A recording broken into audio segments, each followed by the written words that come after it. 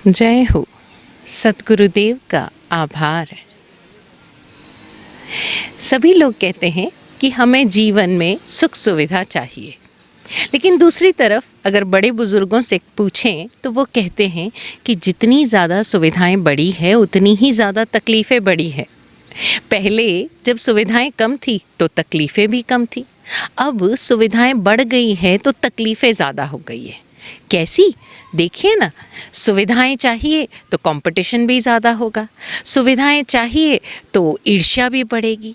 अब ये सुविधाएं ना सिर्फ बाहर हैं, ये सुविधा यानी कंफर्ट हमारे जहन में भी बस गया है, हमारे माइंड में भी बस गया है। धीरे धीरे हम सभी सुविधा भोगी होते जा रहे हैं। आत्मज्ञानी पूज्य विराट गुरुदेव कहते हैं कि सुविधा भोग प्रमाद है। एक आध्यात्मिक साधक को चाहिए कि वो अपने जीवन में सुविधाओं का त्याग करे। आप देखिए ना, मोटिवेशनल स्पीकर्स भी तो यही कहते हैं। हम चाहे साधना की बात करें, चाहे सक्सेस की बात करें, अगर सक्सेसफुल होना है तो सो कॉल्ड मोटिवेशनल स्पीकर्स कहते हैं, think beyond your comfort zone, come out of your comfort zone. आप जितना ज़्यादा अपने कंफर्ट जोन को छोड़ोगे उतना ही ज़्यादा आप आगे बढ़ोगे, उतना ही ज़्यादा आपकी जो सक्सेस है वो एक्सेलरेट होगी। उस सक्सेस को एक्सेलरेट करने के लिए you have to think out of box. Out of box यानी जो आपका कंफर्ट जोन है, सोचने का भी एक कंफर्ट जोन है, हमारी विचार प्रणाली का भी एक कंफर्ट जोन है। तो हम अपने उस सोचने और विचारने की क्षमता को अपने उस कंफर्ट जोन से बाहर निकालें। क्यों? क्योंकि जो सुविधा है, जो हमारा कंफर्ट जोन है, वो हमें आलसी बनाता है, वो हमें लेज़ी बनाता है और हम अपनी पोटेंशियल को कंप्लीटली एक्सप्लोर नहीं कर पाते। और जब जब हम सुविधा भोगी होते हैं तब तब हमें नुकसान देखना पड़ता है। जैसे जैसे हम उस आउट ऑफ द बॉक्स की सोच रखेंगे वैसे वैसे हम सक्सेसफुल होते जाएंगे। एक प्रसंग सुने। एक घर के जो बुज़ुर्ग थे वो अपनी डेथ बेड पर थे, यानी अपनी मृत्युशैया पर थे।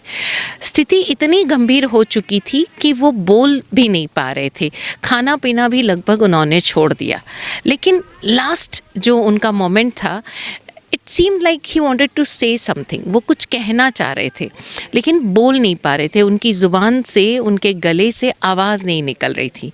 तो उन्होंने इशारे से पेन मांगा और जो पेन और पेपर उनको लाकर दिया गया, उन्होंने बड़े लड़खड़ाते शब्दों में लिखा आम, और उसके आगे कुछ लिखने की कोशिश कर रहे थे, बट ही डाइड। अब घर वालों को लगा कि भाई वो आम लिख रहे हैं तो शायद अंतिम समय में उनको आम खाने की इच्छा होगी। और जैसे कहते हैं ना कि मृतक की हर इच्छा पूरी होनी चाहिए, और अगर मरते मरते उनके भीतर कोई इच्छा थी तो उनकी आत्मा को शांति मिले, ऐसा जान के कई क्विंटल आम उनके मृत्यु भोज में परोसे गए, दान दिए गए, खूब खूब आम लोगों को खिलाए गए। खैर, उनके बेटे बहुओं ने, पोते नातियों ने, सबने चैन की सांस ली कि हमने उनकी अंतिम इच्छा को पूरा किया। अब समय हो गया उनकी डेथ को, तो दे डिसाइडेड कि जो उनकी प्रॉपर्टी है वो उसे बेच दिया जाए। तो कुछ बंटवारा हो गया और एक बहुत बड़ा प्लॉट था उनका, ज़मीन थी उनकी, जिसमें रैंडमली ऐसे ही कुछ पेड़ लगे हुए थे। बहुत बेतरतीब बगीचा था, ऐसा कुछ नहीं था। तो कुछ फलों के पेड़ भी थे, जामुन के, चीकू के, आम के, और ऐसे ही बिखरा बिखरा था। उसमें कोई कमाई नहीं होती थी, कोई जाकर उसकी सार संभाल भी नहीं करता था। तो उन्होंने एक प्रॉपर्टी डीलर को वो प्लॉट बेच दिया और उसका जो अमाउंट आया उसका बंटवारा कर लिया गया। काफ़ी बड़ी ज़मीन थी। अब प्रॉपर्टी डीलर को उस जगह पर कंस्ट्रक्शंस करवाने थे, तो उसने धीरे धीरे सारा पेड़ भी कटवाए, क्योंकि खराब ही थे लगभग। तो उस पेड़ को कटवाया। जैसे ही वो सारे पेड़ वहाँ से हटवाए तो उस आम के पेड़ों के नीचे बहुत बड़ा संदूक निकला, जिसमें बेशकीमती हीरे जवाहरात, गोल्ड, सिल्वर कॉइन्स थे। जैसे ही उस प्रॉपर्टी डीलर को ये खबर मिली, आप सोच सकते हो उसकी क्या हालत हुई होगी। यानी उसने जिस दाम में वो ज़मीन खरीदी उससे दुगना तिगुना तो उसे वही मिल गया। जो मृतक थे बुज़ुर्ग, उनके बेटों को जब ये खबर मिली, उन दोनों भाइयों को जब ये खबर मिली, तो अब वो हाथ मसलते रह गए। तब कहीं जाकर वो उनके नाती पोतों और बेटे बहुओं को समझ में आया कि बाबा जी जो एंड में आम लिख रहे थे वो आम खाना नहीं चाहते थे, वो ये कहना चाहते थे कि जो आम का पेड़ है उसके नीचे खजाना दबा है। लेकिन हमारी सोच सीमित है। क्यों? क्योंकि हम सुविधा भोगी है, हमारी सोच में ही खाना पीना आराम से रहना है। We couldn't think beyond the obvious, we couldn't think out of the box कि उस आम के पेड़ के नीचे उस आम से संबंधित वो बुज़ुर्ग शायद कुछ कहना चाहते होंगे। और ऐसा ही हमेशा हमारे साथ होता है। हम हर किसी की बातों को, हर किसी के भावों को, उसके व्यवहार को हमेशा अपने कंफर्ट लेवल से जज करते हैं। और यही कारण है कि हम मात खा जाते हैं, यही कारण है कि हमारे रिश्ते बिगड़ जाते हैं और हम अपने प्रोफेशनल लाइफ में भी सक्सेसफुल नहीं हो पाते। क्यों? क्योंकि हम वैसा ही करते हैं जैसा सब लोग करते हैं। We don't think beyond obvious, and whenever we think beyond the obvious, हम आउट ऑफ बॉक्स जब भी सोचते हैं हम सक्सेसफुल हो जाते हैं।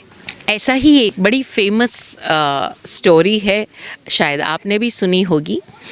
कार को आइसक्रीम एलर्जी हो गई। सुनने में भी हंसी आएगी। तो हुआ यूँ कि एक बहुत फेमस जो व्हीकल कंपनी है उसके कस्टमर केयर को ये मैसेज मिला, और ये तीसरी बार वो जो क्लाइंट था, कस्टमर था, वो ये मेल कर रहा था कि मैं जानता हूँ आपको मेरी बात सुनने पर अजीब लगेगी, हंसी आएगी, लेकिन आपको मेरी कार का सर्विसिंग तो करनी ही पड़ेगी। और सर्विसिंग इसलिए करनी पड़ेगी कि मेरी कार को हो गई है ice cream allergy. Yes, vanilla ice cream से उसको एलर्जी हो गई है और मेरी कार रुक जाती है। जब कभी भी मैं वनीला आइसक्रीम खरीदने जाता हूँ मेरी कार रुक जाती है। So my ice cream has an ice cream allergy and you need to take care of it. मैं परेशान हो रहा हूँ, आप मेरी बात को समझिए। अब कस्टमर केयर को लगा ये क्या बकवास है, किसी कार को आइसक्रीम एलर्जी हो सकती है और वो भी एक पर्टिकुलर फ्लेवर से, हाउ इज़ इट पॉसिबल। लेकिन फिर भी डरते डराते, क्योंकि वो कस्टमर बहुत सिंसियरली साउंड कर रहा था, तो उसने ये जो कंप्लेंट थी वो इंजीनियर को आगे फॉरवर्ड कर दी। जब उस इंजीनियर को इस कंप्लेंट के बारे में पता चला तो he took it as a challenge कि अरे बाबा, ये तो पहली बार सुनने में आया, आदमियों को एलर्जी होती है किसी पर्टिकुलर फ्लेवर से या किसी पर्टिकुलर चीज़ से, लेकिन कार को एलर्जी हो रही है, सोचने वाली बात है। तो वो बंदा गया बिल्कुल तैयार होकर, वो उस कस्टमर के साथ बैठा गया और पहले ही दिन वो कस्टमर के साथ गया शाम के समय आइसक्रीम लेने। पहले दिन उन्होंने आइसक्रीम खरीदी और उस दिन वनीला आइसक्रीम खरीदी। जैसे ही वो कस्टमर वनीला आइसक्रीम खरीद के आया, कार स्टार्ट ही नहीं हुई। इंजीनियर हैरान हुआ। दूसरे दिन वो फिर गए, उन्होंने चॉकलेट आइसक्रीम खरीदी। कस्टमर ने चॉकलेट आइसक्रीम खरीदी, वापस आया, कार आराम से स्टार्ट हो गई। तीसरे दिन उन्होंने बटर स्कॉच फ्लेवर खरीदा, फिर स्टार्ट हो गई। चौथे दिन उन्होंने वापस वनीला आइसक्रीम खरीदी, कार फिर स्टार्ट नहीं हुई। अब तो इंजीनियर हैरान था, लेकिन वो भी इंजीनियर था, उसने सारे डेटाज नोट डाउन किए।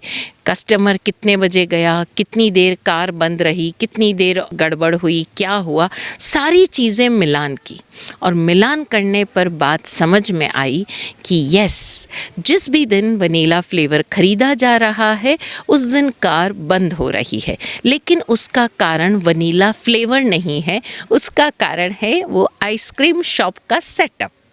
सीधी सी बात है, वनीला फ्लेवर इतना कॉमन था कि वो बाहर वाले फ्रिज में ही रखा जाता था, यानी कस्टमर जाता था और तुरंत से वनीला फ्लेवर लेके आ जाता था। वो बाहर वाले डीप फ्रीज में था और उसके लिए बहुत जल्दी वो वापस आ जाता था। लेकिन जब भी वो दूसरा फ्लेवर खरीदते तो जो सेल्स पर्सन होता था उसको अंदर जाके अंदर वाले फ्रिज से वो आइसक्रीम लाना होता था, जिसमें थोड़ा ज़्यादा टाइम लगता था कंपैरेटिवली वनीला फ्लेवर के। और जब वो दोनों चीज़ें वो लेकर आता था और उसे कस्टमर को देता था तो वो वनीला आइसक्रीम लाने और दूसरे फ्लेवर्स लाने में थोड़ा सा टाइम डिफरेंस था। और तब तक प्रॉब्लम था गाड़ी का वेपर लॉक, यानी वो इतना जल्दी वापस आता था कि वो गाड़ी वो लॉक्ड हो जाती थी, वो वेपर लॉक खुलता नहीं था इतनी जल्दी। लेकिन जब वो दूसरे फ्लेवर्स खरीद के आता था वो वेपर लॉक खुल जाता था, उस गाड़ी को वो समय मिल जाता था। सीधी सी बात है, उस इंजीनियर ने कस्टमर की हर चीज़ को सीरियसली लिया। आज कोई दूसरा बियॉन्ड द ऑब्वियस सोचने वाला नहीं, और ऑब्वियसली सोचने वाला कोई इंजीनियर होता तो वो भी यही कहता, आप पागल हो, आइसक्रीम एलर्जी कभी कार को हो सकती है, आपका वहम है ये, ऐसा कुछ नहीं होता, आपको गाड़ी चलानी नहीं आती, आपकी कोई प्रॉब्लम है। He would have given several excuses, but this engineer he looked beyond the obvious, और वो उस कस्टमर को सेटिस्फाई कर पाया। और एक ये घटना इतनी मशहूर हो गई इस लुक बियॉन्ड द ऑब्वियस के कारण कि व्यक्ति को समझ में आने लगा कि अगर हमें अपना कंफर्ट जोन छोड़कर हम चीज़ों को आउट ऑफ द बॉक्स देखने लगे तो हर समस्या का समाधान है। हम अपने राह में आने वाली सारी बाधाओं को, सारी परेशानियों को जीत सकते हैं, और जीत कर हम सफलता के कदम चूम सकते हैं। सुविधा भोग जैसे जैसे, यानी ये कंफर्ट जोन जैसे जैसे हम छोड़ते जाएंगे, हम अपने भीतर के पोटेंशियल को एक्सप्लोर करते जाएंगे, हम अपनी योग्यता को खिलाते जाएंगे। लेकिन अगर हम अपनी सुविधाओं के चलते एक ही दिशा में सोचते चले जाएंगे तो ना हम स्वयं अपनी ज़िंदगी में कहीं आगे बढ़ पाएंगे, वरन हम कुंठित होते जाएंगे, क्योंकि हम अपनी योग्यताओं को काम ही नहीं ले रहे हैं। तो वो योग्यताएं बिना काम लेने पर कुंदी तो होगी, जंगी तो लग जाएगी उन पर, और जब जंगी लग जाएगी तो वो किस काम की। फिर भले ही हमारी कितनी भी योग्यता हो, हम सब के भीतर अर्हत होने की योग्यता है, लेकिन हमारा ये सुविधा भोग का प्रमाद हमें ले डूबता है। फिर चाहे आध्यात्मिक साधना में हो और फिर अपने प्रोफेशनल दुनिया में हो या आम सांसारिक दुनिया में। हम देखें, अक्सर लोग पूछते हैं, अभी कल ही के एक जिज्ञासा समाधान सत्र में एक प्रश्न रहा कि महाराज साहब, हम 5 से 10 साल के बच्चों को धर्म की शिक्षा कैसे दें, उन्हें धार्मिक कैसे बनाएं। तो हमने उन भाई साहब से सिंपल कहा कि भैया, उनको पढ़ाने लिखाने की ज़रूरत नहीं है। आपकी लाइफस्टाइल में, आपके जो भी आपका दर्शन है, चाहे आपके खान पान में, चाहे व्यवहार में, चाहे आपकी बोली में, आपकी लाइफस्टाइल में, हर जगह पर जब वो चीज़ रिफ्लेक्ट होगी तो आपके बच्चे ऑटोमेटिकली उसे फॉलो कर लेंगे। जैसे आप अपने बच्चे को सिखाना चाहते हैं कि आप बड़ों का रिस्पेक्ट करो, आप सभी का रिस्पेक्ट करो, आपको सिखाने की ज़रूरत नहीं है। बच्चा आपको देख रहा है, वो देख रहा है कि आप अपने बुज़ुर्गों से कैसे बात कर रहे हो, आप अपने स्टाफ से कैसे बातें कर रहे हो, आप अपने घर के सदस्यों से कैसे बात कर रहे हो। आपको उसे सिखाने की ज़रूरत नहीं है। He is observing each and everything, और वो ऑब्जर्व करके एब्जॉर्ब करता है, और वो बिल्कुल उसे अपने भीतर इम्प्लीमेंट करता चलता है। लेकिन आप उसे तो सिखाएंगे कि रिस्पेक्ट करो, और खुद नहीं करोगे तो मामला गड़बड़ हो जाएगा। लेकिन वो भाई साहब को लगा कि महाराज साहब, ये तो मुश्किल है, हमें तो बिज़नेस के लिए बोलना पड़ता है। कोई बात नहीं, बच्चा भी ये समझेगा कि आपको अपने बिज़नेस के लिए बोलना पड़ता है, उसको अपनी पढ़ाई के लिए झूठ बोलना पड़ता है। आपको अपनी बात मनवाने के लिए गुस्सा करना पड़ता है, उसको भी समझ आएगा कि अपनी बात मनवानी हो, फिर वो चाहे मम्मी से हो, पापा से हो या टीचर से हो, मुझे भी गुस्सा करना पड़ेगा। आपको अपना काम निकलवाने के लिए अपने जो हेल्पर स्टाफ है उसके साथ गाली गलौज करना पड़ता है, क्योंकि वो तो यही भाषा समझता है। वो बच्चा भी सीख लेगा कि उसको भी अपना काम निकलवाने के लिए अपने फ्रेंड्स के साथ गाली गलौज करना पड़ता है। There is no shortcut. हम समझें, there is no shortcut to success. हमें अगर सक्सेसफुल होना है तो हमारी ये जो सो कॉल्ड सुविधा भोग की आदत है, कंफर्ट जोन्स की आदत है, उससे बाहर निकलना ही होगा। क्योंकि ये सुविधा भोग ही है, ये कंफर्ट जोन ही है जो हमें रिस्ट्रिक्ट करता है, जो हमारी पोटेंशियल को या हमारी टैलेंट्स को, हमारी कैपेबिलिटीज़ को एनहांस ही नहीं होने देता। अगर हमें ज़िंदगी में आगे बढ़ना है, अपने इस जीवन के चरम लक्ष्य को पाना है, तो हमें आउट ऑफ द बॉक्स सोचना होगा। जो चीज़ हम चाहते हैं कि हमारे आसपास के लोगों को समझ आए, हमारे आसपास के लोग हमारे साथ वैसा ही व्यवहार करें, तो हमें वो व्यवहार अपने साथ करना होगा। जैसे कहते हैं ना कि जो चीज़ आप सिखा रहे हो पहले स्वयं अपने जीवन में लागू करो।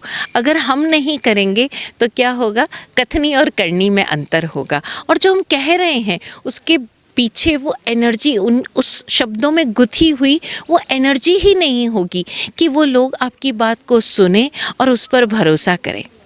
एक व्यक्ति, बहुत सफल टीचर, उस टीचर को चारों तरफ वर्कशॉप्स के लिए बुलाया जाता था, बिकॉज़ वो टीचर कमाल कर रहा था। वो जिस तरह से पढ़ाता था बच्चों को, जैसे कहते हैं ना, मेस्मराइज कर लेता था।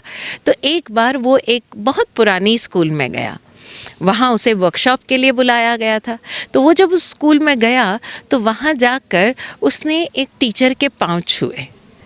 तो वो टीचर चौंका, बोले मेरे पाँव क्यों छू रहे हैं आप तो बहुत काबिल टीचर हैं खुद, और मैं तो अब बहुत उम्रदराज हो चला हूँ, आपके सिखाने के तरीके नायाब है, लाजवाब है। तो उस व्यक्ति ने कहा, उस टीचर ने कहा कि सर, आज मैं जो कुछ भी हूँ आपकी वजह से हूँ, आप ही मेरे इंस्पिरेशन हो जिसके कारण मैं टीचर बनना चाहा। बोले अच्छा, आप मेरे स्टूडेंट हो? बोले यस टीचर। आपको याद है बहुत साल पहले इस स्कूल में, उसने वो सन वगैरह सब कुछ बताया। बोले आपको पता है क्लास 4th में एक बार मेरे क्लासमेट ने शिकायत की, ये कंप्लेंट की कि उसकी एक बहुत महंगी घड़ी खो गई है। तो आपने हम सबको लाइन में खड़ा किया और हम सबको कहा कि अपने हाथ पीछे कर लो और आंखें बंद रखो, राइट, और आंखें बंद रखो, और आपने फिर सबकी जेबें टटोली। मैं डर रहा था, बुरी तरह डर रहा था, क्योंकि वो घड़ी मैंने चुराई। आपने वो घड़ी निकाल के उस बच्चे को दे दी, और मुझे न पहले न बाद में कभी भी ये नहीं जताया कि घड़ी मैंने चुराई है। मुझे शर्मिंदा किया ही नहीं आपने। और उसी दिन मैंने ठान लिया कि मेरे टीचर ने मेरी इतनी रिस्पेक्ट की, मुझे कहीं भी बेइज्जत नहीं होने दिया, और मैंने ठान लिया कि मुझे इस ज़िंदगी में टीचर बनना है, और ऐसा ही टीचर बनना है जो अपने स्टूडेंट का रिस्पेक्ट करना जानता है। सर, आपने कमाल कर दिया। लेकिन मुझे एक बात आज तक समझ में नहीं आई कि आपने ये इतनी बड़ी बात अपने भीतर पचा कैसे ली। तो उस टीचर ने मुस्कुराते हुए कहा कि मुझे नहीं पता कि वो घड़ी किसने चुराई थी। अब वो व्यक्ति चौंका, लेकिन सर आपने घड़ी मेरी जेब से निकाली। उस टीचर ने मुस्कुराते हुए कहा कि जिस तरह मैंने तुम सबको आंखें बंद करने के लिए कहा था, मैंने भी अपनी आंखें बंद कर ली थी, इसलिए मुझे नहीं पता कि मैंने किस स्टूडेंट की जेब से वो घड़ी निकाली। मुद्दा था उस बच्चे को उसकी घड़ी लौटाना, ये नहीं कि मैं किसी और को शर्मिंदा करूं। और यही बात सीखने और समझने योग्य है कि हमें आउट ऑफ द बॉक्स सोचना है। बड़ा आसान था उस टीचर के लिए उस बच्चे को शर्मिंदा करना, उसे 4-5 पाठ पढ़ाना, उसके पेरेंट्स से शिकायत करना, देखो आपका बच्चा चोरी कर सकता है। लेकिन उस टीचर ने कहा सब लोग अपनी आंखें बंद करेंगे, और उसने खुद भी अपनी आंखें बंद की। एक छोटी सी बात एक इंस्पिरेशन बन गई। व्यक्ति जब ये सिखा रहा है कि हमें सबका रिस्पेक्ट करना है, हमें सबकी क्वालिटीज़ को देखना है, हमें उनकी कमियों को नहीं देखना है, तो वो टीचर स्वयं उस बच्चे की उस कमी के प्रति आंखें बंद करके उसकी क्वालिटी को उजागर कर रहा है, और अपने स्टूडेंट्स के सामने एक लेसन रखता है कि अगर आप चाहते हो कि आपको रिस्पेक्ट मिले जीवन में कभी भी, तो आप रिस्पेक्ट देना सीखो। बहुत सीधी सी बात है कि हम इस सुविधा भोग को समझें, इस कंफर्ट जोन को समझें, इस ऑब्वियस को समझें, और जिस दिन समझ में आ गया, हम जैसे ही उस कंफर्ट जोन से बाहर निकले, अपने उस सो कॉल्ड ऑब्वियस जोन से बाहर निकले, फिर देखिए सक्सेस आपके पीछे दौड़ रही है, आपको दौड़ने की ज़रूरत नहीं। एक्सपीरियंस करें और अपना एक्सपीरियंस हमारे साथ ज़रूर शेयर करें कि ये चीज़ वाकई आपकी ज़िंदगी को किस तरह बदलने में मददगार हुई। जय हो।